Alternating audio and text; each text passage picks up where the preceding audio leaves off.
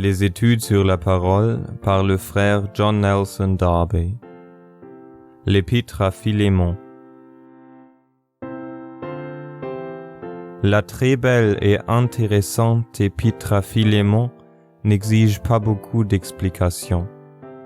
Elle est l'expression de l'amour qui agit par l'Esprit dans l'intérieur de l'Assemblée de Dieu, dans toutes les circonstances de la vie individuelle. Écrite pour réveiller en Philémon des sentiments que les circonstances étaient propres à éteindre dans son cœur, cette épître est plus propre à produire ces sentiments chez le lecteur qu'à être l'objet d'une explication.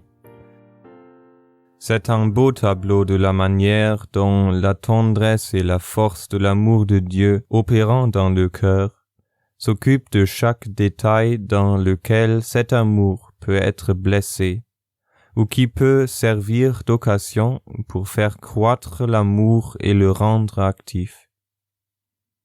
À ce point de vue, l'Épître à Philémon est aussi importante que belle, car ce développement de soins tendre et délicat au milieu des travaux gigantesques de l'apôtre et des vérités immenses qui forment les bases des relations de toutes les créatures avec Dieu en Christ, donne un caractère tout particulier au christianisme et en montre la divinité.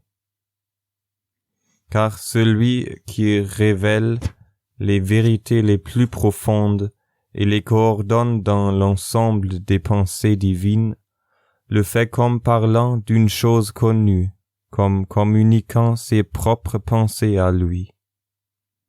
Esprit du Dieu d'amour, il peut remplir le cœur des considérations que l'amour seul peut suggérer, avec une dignité qui décèle leur source et avec une délicatesse d'application qui montre que, quelle que soit la grandeur de ses pensées, il est libre de penser à tout. Lorsque l'esprit humain s'occupe de sujets élevés, il en est chargé et plié sous le fardeau. Il est absorbé. Il fait qu'il s'isole afin de s'adonner à ces sujets. Dieu révèle ses propres pensées, et toutes vastes qu'elles soient pour l'esprit humain, elles coulent avec la clarté et la liaison qui leur est propre, dans les communications qu'il en fait pour les instruments qu'il a choisis. Ceux-ci sont libres d'aimer, car le Dieu qui les emploie et leur communique ce qu'ils enseignent est amour. La manifestation de cet amour est une partie plus essentielle de leur tâche que même de parler de ce qui est profond. Aussi, lorsque les serviteurs de Dieu sont mus par cet amour, le caractère de celui qui les envoie est démontré comme celui du Dieu qui est la source de l'amour, dans une parfaite considération pour les autres et dans l'attention la plus délicate pour les choses auxquelles leur cœur peut être sensible. Au reste, cet amour se développe dans les relations formées entre les membres du corps de Christ par le Saint-Esprit lui-même, c'est-à-dire entre les hommes.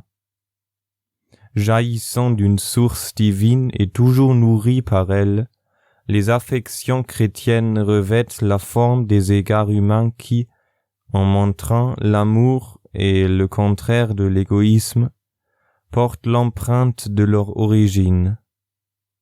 L'amour, délivré du moi, peut penser et pense à tout ce qui concerne les autres et comprend ce qui les touche. Onésime, esclave fugitif, avait été converti par le moyen de Paul qui l'avait engendré dans ses liens.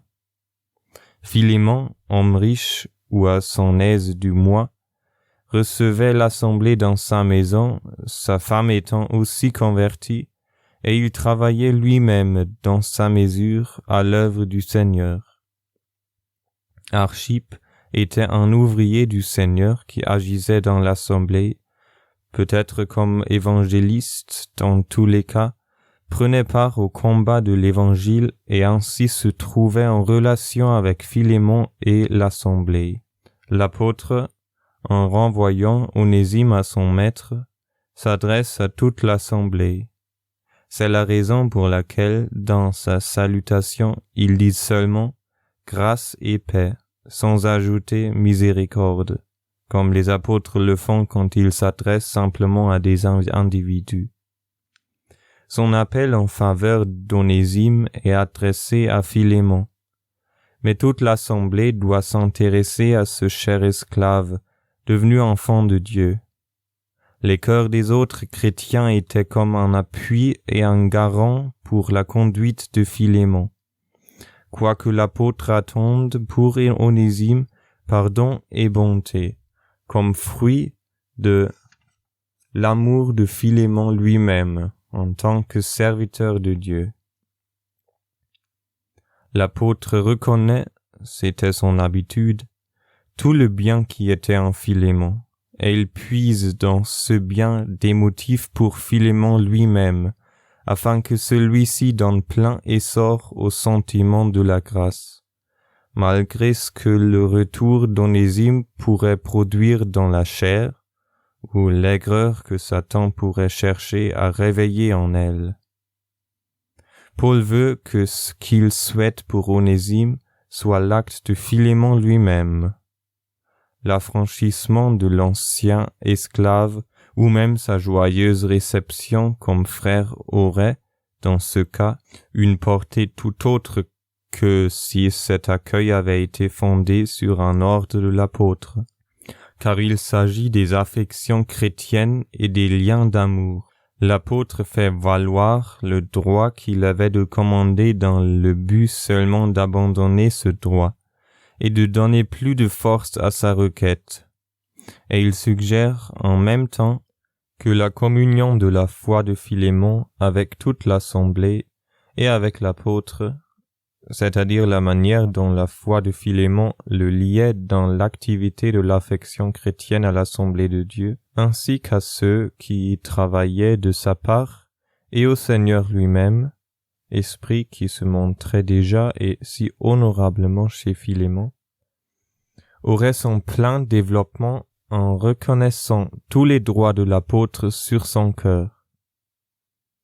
Il est beau de voir l'affection de l'apôtre pour Onésime se montrer dans une anxiété qui lui fait épuiser tous les motifs capables d'agir sur le cœur de Philémon, et, joint à cette affection, le sentiment chrétien qui inspirait également à Paul une pleine confiance dans les bonnes affections de ce fidèle et excellent frère.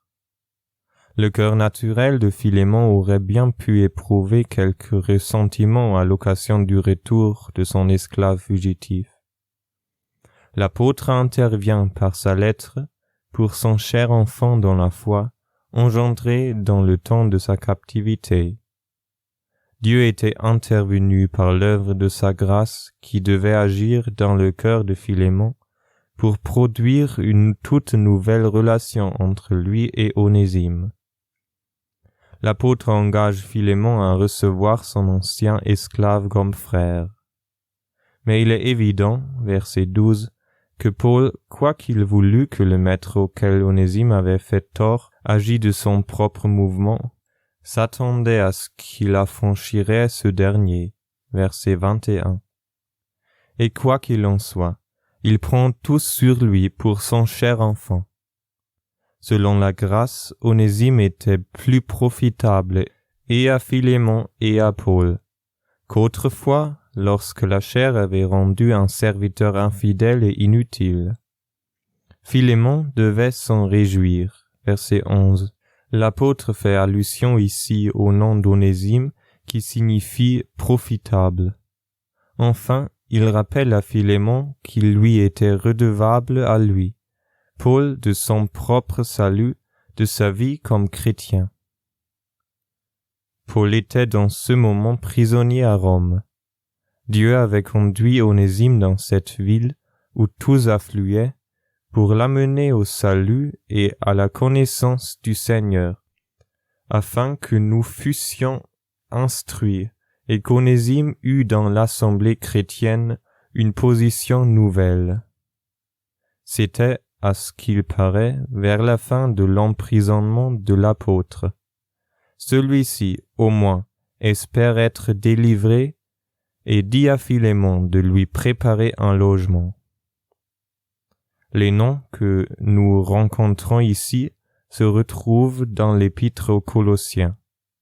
Dans celle-ci, l'apôtre dit « Onésime qui est des vôtres » Colossiens chapitre 4 verset 9. De sorte que, si celui dont il est question ici est le même, il était de Colosse. Cela paraît probable parce que nous trouvons aussi dans cette même épître Archippe qui est exhorté à prendre garde à son service. Colossiens chapitre 4 verset 17. S'il en est ainsi, le fait que Paul parle ainsi d'Onésime aux chrétiens de Colosse est encore une preuve de ses soins d'amour pour ce nouveau converti. Il le place ainsi sur le cœur de l'assemblée en envoyant sa lettre par lui et Tychik. Dans l'épître aux Éphésiens, il n'y a pas de salutation, mais elle a été portée par le même Tychik. Timothée est joint à Paul dans l'adresse de l'épître aux Colossiens, comme dans celle à Philémon. Il ne l'est pas dans celle aux Éphésiens, mais dans celle aux Philippiens, auquel l'apôtre espérait l'envoyer bientôt. Les deux noms se trouvent de nouveau réunis. Je ne tire pas de conséquences ici de ces derniers détails, mais leur étude ne manquerait pas d'intérêt. Les 4 épîtres dont je viens de parler ont été écrites pendant la captivité de l'apôtre à Rome, dans un moment où il espérait d'être délivré de cette captivité.